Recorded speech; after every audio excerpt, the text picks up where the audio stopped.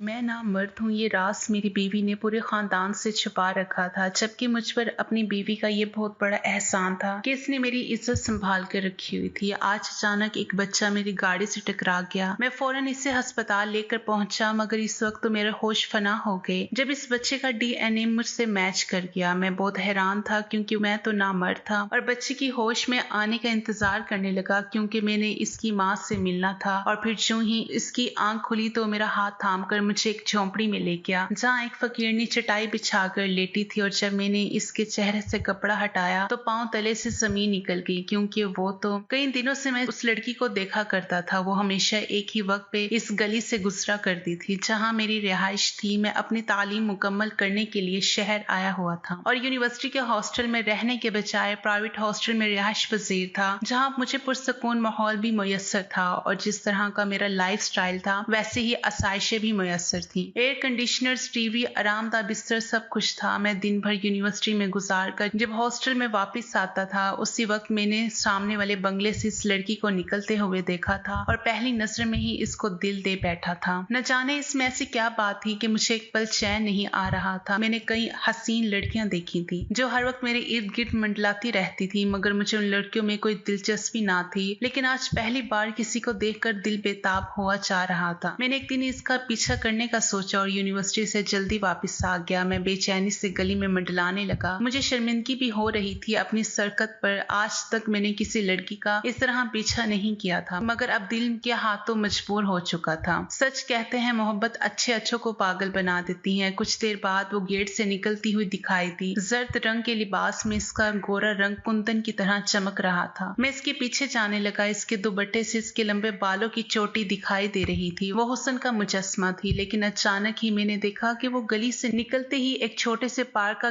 Gate अबूर कर गई। मैं भी इसके पीछे वहां चला गया। एक संगी बेंच पर बैठी वो अपने हाथों पर चेहरा रखकर अचानक रोने लगी। मुझे हैरत का शदीद झटका लगा। आखिर ऐसी क्या बात थी कि वो घर से बाहर यहाँ पार्क में बैठी रो रही थी। मुझसे बर्दाश्त न हुआ। मैं इसके करीब गया और आखिरकार पुकार ही लिया, एक्सक्यूज मी मिस। मेरी आवाज पे वो चौंकी और चेहरे से हाथ हटा के मुझे हैरत से तकने लगी। वो ये भूल चुकी थी कि इसका चेहरा आंसू से तर था। मैंने कहा, मैं आपका नाम नहीं जानता, मगर आप प्लीज रोए तो नहीं, मैंने झिझकते हुए कहा और उसके पास बैठ गया। वो जल्दी जल्दी अपने आंसू साफ करने लगी। मुझे बैठता देख कर बोली, देखिए आप दूसरी बेंच पर जाकर बैठिए, वो भी तो सारी खाली पड़ी हैं। इसने बेंचों की तरफ इशारा किया तो मैं मुस्कुरा दिया। मैं आपसे बात करना चाहता था और आपके पीछे ही यहाँ तक आया हूँ। मैंने इसे सब बताया कि मैं कोई आवारा लड़का नहीं हूँ और ना आज तक किसी लड़की से दोस्ती के चक्कर में पड़ा हूँ, लेकिन इसे देख के बेचैन हूँ और इसे पसंद करने लगा हूँ। काफी देर तक वो चुपचाप मेरी बातें सुनती रही और फिर बोले, क्या तुम भी मुझे अकेली समझकर मेरे साथ वही सलूक करना चाहते हो जो आज तक हर अमीर ज्यादा करना चाहता है? इसने निहायत दुख भरे लहजे में कहा तो मैं अंदर से जैसे कट सा गया। मैंने इससे कहा, मैं आपसे शादी करना चाहता हूँ और मैं अपने घर की मलका बनाना चाहता हूँ आपको। मेरी बात पे वो हैरान हो गई। इसने बताया कि इसकी माँ एक टीचर थी और इसने अपनी पसंद के साथ इसके वालिद से शादी की थी, जो कि पहले ही शादीशुदा और 2 बच्चों के बाप थे। अब्बू मेरे भाइयों को स्कूल से लेने आया करते थे और वहीं इनकी मुलाकात अम्मी से हो गई। अब्बू अम्मी को पसंद करने लगे क्योंकि इनको वैसी ही जीवन साथी चाहिए थी, जबकि मेरी सुतेली माँ एक नहायत ही गवार किस्म की खातून थी, जिनको शोहर और बच्चों से जरा भी दिलचस्पी नहीं थी। बस सारा दिन खानदान वालों की टोह में लगी रहती थी। दूसरों के घरों में क्या हो रहा था इन्हें बस इसी बात में दिलचस्पी थी। अब्बू इन बातों से तंग आ चुके थे और फिर एक दिन अब्बू ने मेरी अम्मी से निकाह कर लिया और इनको अलग घर में रखा। मगर बदकिस्मती से इन दोनों का साथ बहुत कम लिखा था। जब मैं 7 साल की थी तो अब्बू अम्मी का एक्सीडेंट हो गया, जिसके नतीजे में वो जानवर ना हो सके। मैं आया के साथ ही इसलिए बच गई। जब यह हादसा हुआ तो अब्बू के दोस्त ने मेरे भाई को सब बताया कि मैं अभी बहुत छोटी हूँ और अब मेरा इस दुनिया में कोई नहीं। भाई उस वक्त 16 साल के थे। वो मुझसे मिलने आए और यहाँ ले आए। भाई ने मुझे बहुत प्यार दिया, मगर इस घर में जो कुछ मेरे साथ हुआ वो मैं बयान नहीं कर सकती। मेरी सौतेली माँ ने मुझसे जितनी नफरत की मेरी जिंदगी में जहर घोलने के लिए काफी थी। भाई ने मुझे पढ़ाया लिखाया, लेकिन अब वो अपनी फैमिली के साथ बाहर शिफ्ट हो गए हैं और इस घर में मेरी इज्जत भी महफूज नहीं है। ये बताते हुए वो फिर से रो पड़ी। मैंने बड़ी मुश्किल से इसे समझाया, इसका नाम माहम था। जो हुआ सब भूल जाओ, बस मैं जल्दी अपनी फैमिली को लाऊंगा और तुम्हें इस जहन्नुम से निकाल कर ले जाऊंगा। ये मेरा तुमसे वादा है। मगर पहले तुम बताओ, क्या तुम मुझसे शादी पर रजामंद हो? कहीं तुम किसी और को तो पसंद नहीं करती? मेरी बात पे इसने ना में गर्दन हिलाई। मैं किसी को पसंद नहीं करती, बस मैं चाहती चाहती हूँ कि इस घर से इज्जत के साथ जाऊं, वरना सुतेली अम्मी के भतीजे जो मेरे इर्द गिर्द मंडलाते फिरते हैं, इनसे मुझे खौफ आता है। वो कुछ भी कर सकते हैं, मेरी बात पे तो कोई यकीन नहीं करेगा। मैंने इससे वादा किया और अपने घर वापस आ गया। आज मैं बहुत खुश था, मैं माहम को आसानी पा सकता था क्योंकि इसकी माँ वैसे ही इससे बेजार थी। मैं दूसरी सुबह ही गांव की तरफ रवाना हो गया। मेरी वालदा मुझसे बहुत मोहब्बत करती थी, मुझे यकीन था कि वो मेरा कहा नहीं टाल सकती। घर पहुंचते ही मैंने खुशी के मारे अम्मा को उठा के घुमा डाला। वो चिल्लाती रह गई, अरे पागल हो गया है क्या, बूढ़ी माँ को मार डालेगा। वो अपना सर पकड़े बैठी थी। अम्मा, आपका बेटा सच में बावला हो गया है। मुझसे सब्र ना हो सका और माँ को सब कुछ सुना डाला। मेरी बात सुनकर पहले तो बहुत खुश हुई कि मैं शादी करना चाहता हूँ, मगर माहम के बारे में सुनकर कुछ सोच में पड़ गई। बेटा, ऐसे कैसे किसी को भी ब्याह ले आओगे? लड़की का घर बार देखना पड़ता है, रस्म रिवाज सबका पता करना होता है। वो मुझे समझाते हुए बोली, अम्मा मैं कुछ नहीं जानता, बस आप कल ही चलेंगी मेरे साथ रिश्ता लेकर। मैंने लाड से कहा तो अम्मा हंसने लगी। अच्छा बाबा, चलती हूँ। मेरे पास किसी चीज की कमी नहीं थी, करोड़ों की जायदाद का अकलौता वारिस था मैं, और मुझे पूरा यकीन था कि रिश्ते से इनकार नहीं होगा, और हुआ भी यही। माहम की माँ ने उसी दिन हाँ कर दी और कहा कि इसको देने के लिए मेरे पास कुछ भी नहीं है। मैंने और अम्मा ने इनको तसल्ली दी कि हमें कुछ भी नहीं चाहिए, हम इसी माँ निकाह करना चाहते हैं। वो राजी हो गई और इसी तरह चट मंगनी पट ब्याह हो गया। मुझे अपने पैर जमीन पर महसूस नहीं हो रहे थे, मैं जैसे हवाओं में उड़ रहा था। आज वो मेरी दुल्हन बनी मेरे पहलों में बैठी थी। जिंदगी इतनी खूबसूरत पहले कभी नहीं लगी थी। माहम भी मेरी मोहब्बत पाकर खिल सी गई थी। बहुत दुख देखे थे इसने, मैंने खुद से वादा किया था कि मैं इसे हर खुशी दूंगा। जितनी भी तकलीफें इससे मिली हैं, इन सब का मदावा करूंगा। पूरी हवेली में जश्न का समा था। आज हमारा वलीमा था। अब्बा भी बहुत खुश थे मेरी शादी से, लेकिन वो बहुत बीमार थे, इसलिए बिस्तर से लगे हुए थे। इसलिए मेरी सारी हवेली की करता धरता अम्मी ही थी। मुझे अपनी पढ़ाई भी पूरी करनी थी और अपनी शादी के 15 दिन बाद मैं वापस आ गया था शहर, क्योंकि मेरा आखिरी साल था। मैंने आते वक्त माहम से वादा किया था कि चाहते ही मैं वहां पे मकान का बंदोबस्त करूंगा और इसको भी साथ ले जाऊंगा, इसके बिना रह नहीं सकता था। तो पढ़ाई कैसे करता। वो बहुत खुश हुई मेरी बात सुनकर और जाते वक्त उदास नजरों से मुझे देखती रही, जब तक कि मैं नजरों से ओझल ना हो गया। मैंने सबसे पहले काम ही यही किया कि स्ट्रीट एजेंट से जाकर मिला और 10-15 दिन के अंदर ही मकान मिल गया था, जैसा मुझे चाहिए था। अब मुझे और सब्र नहीं करना था। मैं वापस गांव चला आया माहम को लेने के लिए, मगर वहां जो मंजर मैंने देखा तो मेरे पैरों तले से जमीन ही निकल गई। हवेली के सहन में अम्मा रोई जा रही थी। इनको रोता देखकर मेरी तो रूह तक कांप उठी। कुछ बुरा हुआ था, बहुत बुरा। मैं कांपते कदमों के साथ अम्मा के करीब गया। मेरी नजरें चारों तरफ माहम को खोज रही थी। क्या हुआ माँ? मैंने बामुश्किल जुबान खोली। मुझे देखकर अम्मा और जोर से रोने लगी। अरे मेरा बच्चा, तू लुट गया, तू बर्बाद हो गया। तेरी दुल्हन हमारी इज्जत को पैरों तले रौंद कर भाग गई। इनके अल्फाज थे या पिघला हुआ शीशा। मुझे मेरे कानों पे भरोसा नहीं हो रहा था कि मैं ये क्या सुन रहा हूँ। मैं भागता हुआ दीवानों की तरह माहम को ढूंढने लगा, मगर पूरी हवेली में वो कहीं ना थी। इसका सारा सामान सेवरात सब गायब थे। मेरा सर चकराने लगा, पैरों से जान निकलती महसूस हुई। मुझे खबर ना हुई कि कब मेरी आंखों के सामने अंधेरा छाया और मैं जमीन बोस हो गया। मैं 2 दिन तक हॉस्पिटल में बेहोश रहा। जब होश आता, माहम का ख्याल आते ही मैं चीखने लगता और डॉक्टर मुझे सुकून का इंजेक्शन लगा देते। कई दिन बाद मुझे डिस्चार्ज किया गया। घर आकर भी मैंने चुप ले ली थी। मैंने एक लफ्ज तक ना पूछा अम्मा से। मुझे जिंदगी से नफरत हो गई थी। कई बार दिल करता है कि खुद को खत्म कर लूं, मगर फिर खुद को रोक लेता कि एक बेवफा के लिए मैं अपनी आखिरत क्यों खराब करूं। मैं ऐश व इशरत की जिंदगी जीने वाला लड़का होकर भी किसी बुराई में ना फंसा था। यहाँ तक कि कभी सिगरेट तक को हाथ नहीं लगाया था। मेरे दोस्त हर तरह की बुराई में मुलविस होते थे, लेकिन मैं इन सब से अलग था। फिर भी मुझे ये सिला मिला। मेरी शराफत, मेरी मोहब्बत, बदले में वो मेरी इज्जत और मोहब्बत को रौंद कर चली गई। क्या इसने सिर्फ मुझे सीढ़ी की तरह इस्तेमाल किया था अपने महबूब से मिलने के लिए? ये ख्याल आते ही मेरा सर फटने लगता। माहम को गए हुए पूरा साल हो चुका था और इसका कोई पता ना चला था। मैंने हर तरह से इसे ढूंढने की कोशिश की, मगर सब बेसूर। उस दौरान अब्बा भी इस दुनिया से जा चुके थे। अम्मा हर रोज मुझे दूसरी शादी का कहती रहती, बेटा कब तक इसकी याद में बैठे रहोगे, अब अपना घर बसा लो। तेरा अब्बा भी तेरी औलाद ना देख सका, अब मुझे तो देखने दो। वो मुझे वास्ता देती कि इनको अपने पोते देखने हैं मरने से पहले, मगर मुझे कोई चाह नहीं थी अपना घर बसाने की। अम्मा की खुशी के लिए मैंने आखिरकार रजामंदी दे दी। अब अम्मा खुशी से निहाल हो रही थी। मेरी शादी मेरे मामू की बेटी के साथ तय पाई थी। अम्मा ने बड़ी धूमधाम से मेरी बारात सजाई। मैं बस बुत बना अपनी शादी में शरीक रहा। अक्सर बहुत अच्छी लड़की थी। इसने आते ही मेरा दर्द बांटने का वादा किया था। वो मेरी खुशी के लिए सब करती थी। मैं भी इसकी दिलजोई करने लगा था। भला माँ काम के किए की सजा इसे क्यों दूं। चंद माह बाद ही मैं इसके साथ सेट हो चुका था। वो जैसे ही उम्मीद से हुई, अम्मा ने पूरे गांव में मिठाई तकसीम की थी। मैं भी खुश था, मगर ये खुशियां हमें रास ना आई। जिस वक्त हम अस्पताल में खुशखबरी का इंतजार कर रहे थे, उस वक्त नर्स ने बताया कि आपकी बीवी को मरा हुआ बेटा पैदा हुआ है। ये सुनते ही अम्मा तो चकरा गई। बड़ी मुश्किल से मैंने इनको संभाला। अम्मा और अक्सर दोनों सोग में थे। मैंने समझाया कि अल्लाह ताला और दे देगा, फिक्र ना करो। वो फिर से उम्मीद से हो गई और इस बार भी मरा हुआ बच्चा ही पैदा हुआ। अब तो जैसे यही किस्मत में लिखा था। 1000 इलाज करवाने के बावजूद अक्सा ने 5वीं मर्तबा मुर्दा बच्चे पैदा किए। हर बार घर में सफ़े मातम बिछ जाता। मैं बहुत दुखी था। 5 बेटों की लाशें जब मेरी गोद में दी गईं, तब ऐसा लगा था जैसे किसी की आह लगी हो। मुझे हर बार बच्चे झोले में सलाने के बजाय मिट्टी में दफनाने पड़ते थे, मगर अल्लाह को यही मंजूर था। मैंने अक्सा को कह दिया था कि बस अब और नहीं सहा जाता। 9 माह की तकलीफ उठाकर भी तुम्हारी गोद सूनी ही रहती है, तो क्या फायदा ऐसी तकलीफ उठाने का। मुझे नहीं चाहिए औलाद। मेरी इस बात पे वो और भी दुखी हो गई, लेकिन अब इससे और तकलीफ नहीं दे सकता था। अम्मा को इल्म हुआ तो उन्होंने भी मातम करना शुरू कर दिया कि मेरी किस्मत में पोते पालना नहीं लिखा। कभी कभी तो अक्सा को ही कसूरवार ठहराने लगी। इसका क्या कसूर। डॉक्टर ने साफ कह दिया था कि कजन मैरिज की वजह से आपके बच्चों के सर में पानी आ जाता है और वो पेट में ही खत्म हो जाते हैं। अगर वो जिंदा भी बच गए तो शायद अब नॉर्मल होंगे। इस केस में 100 में से 1 चांस होता है कि औलाद नॉर्मल हो। मैं डॉक्टर से होकर भी वापस जा रहा था। अच्छा, हकीकी मायनों में मुझे बहुत अफसोस हुआ था कि मैं कभी बाप नहीं बन सकता, और इसी ख्याल में न जाने कैसे मुझसे वो एक्सीडेंट हो गया। मैं अंधाधुंध कार दुरा रहा था। मेरी कार के आगे एक बच्चा था जिसके हाथ में काफी सारे फूल थे और वो फूल बेचने निकला था शायद, मगर मेरी गफलत की वजह से मेरी कार से टकरा गया। या अल्लाह मेरी मदद कर, इस बच्चे को बचा ले। इसका काफी खून बह गया था। अस्पताल पहुंचते ही मैं इसे गोद में उठाकर भागा। इसका खून मेरे कपड़ों को भी रंगीन कर गया था। डॉक्टर साहब, खुदारा इस बच्चे को बचा ले। मैंने डॉक्टर के पास उसे ले जाकर हाथ जोड़े। डॉक्टर ने जल्दी से अब बच्चे का ऑपरेशन थिएटर में शिफ्ट करवा दिया और इलाज शुरू कर दिया। मैं कॉरिडोर में परेशानी के आले में टहल रहा था कि नर्स भागती हुई आई। सर, ओ नेगेटिव ब्लड का बंदोबस्त करें जल्दी से, हमारे पास ये ब्लड नहीं है और ये ग्रुप बहुत मुश्किल से मिलता है। मेरा ब्लड ग्रुप और नेगेटिव था। मैंने जल्दी से कहा तो नर्स ने सुकून का सांस लिया। बच्चे को ब्लड मिल चुका था, लेकिन इसकी हालत अभी भी नाजुक थी। मैं वहीं बैठा रहा। डॉक्टर साहब, पैसे की फिक्र मत कीजिएगा। मैंने डॉक्टर को आते देखा तो कहा, देखें, हमने इनको आईसीयू में रखा है और कल इनका ऑपरेशन करना होगा। सुबह 9 बजे तक अगर इनकी हालत स्टेबल हो जाती है तो हम ऑपरेशन नहीं करेंगे। इन्होंने मुझे तसल्ली देते हुए कहा था। कुछ देर में नर्स ने मुझे कहा, आपके कुछ टेस्ट लेने हैं, आपके ब्लड की और जरूरत पड़ सकती है। मैंने कहा, ठीक है, चलें, जितना खून चाहिए ले लें, मगर बच्चे को कुछ नहीं होना चाहिए। लेकिन जब डॉक्टर साहब ने दूसरी सुबह मुझे ये खबर सुनाई कि मुबारक हो, आपका बेटा अब खतरे से बाहर है, मैंने सजदा शुक्र अदा किया और डॉक्टर को बताया कि वो मेरा बेटा नहीं है। मेरी बात सुनकर डॉक्टर कहने लगे कि आप मजाक मत करें, हमारे पास सबूत है कि ये आपका बेटा है। क्या मतलब? मैं हैरान था। डॉक्टर ने बताया कि हम तो इसे आपका बेटा ही समझ रहे थे और इसलिए आपके ब्लड से हमें कुछ टेस्ट करने थे ताकि अगर आगे जरूरत पड़े तो काम आए। और हमारी लैब की टीम ने आपके डीएनए का भी टेस्ट कर लिया, जो कि हमने नहीं कहा था, और इस रिपोर्ट के मुताबिक आप ही इस बच्चे के वालिद हैं। अगर आप इसकी बात से इंकारी है तो मैं सख्त हैरान हूँ कि आज तक मेडिकल साइंस में ऐसा मुमकिन नहीं कि किसी का डीएनए अपनी औलाद या वालिदैन के सिवा किसी से मैच कर जाए। मैं बुत बना डॉक्टर की बात सुन रहा था और ये बात तो मैं भी जानता था कि डीएनए मैच होना नामुमकिन है, लेकिन मैं अच्छे से जानता था कि ये मेरा बेटा नहीं है। लेकिन अब मैं बहुत ज्यादा परेशान हो चुका था। 4 दिन बाद बच्चे को डिस्चार्ज किया गया। मैंने इससे पूछा,